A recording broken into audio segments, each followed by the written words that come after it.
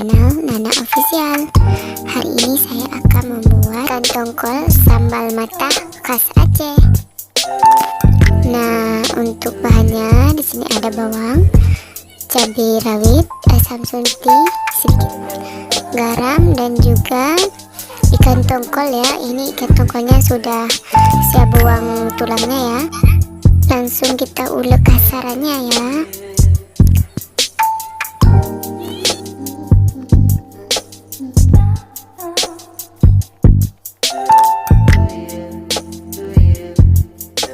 Ini dia bunda, sambal matah ikan tongkol khas Aceh sudah siap disajikan.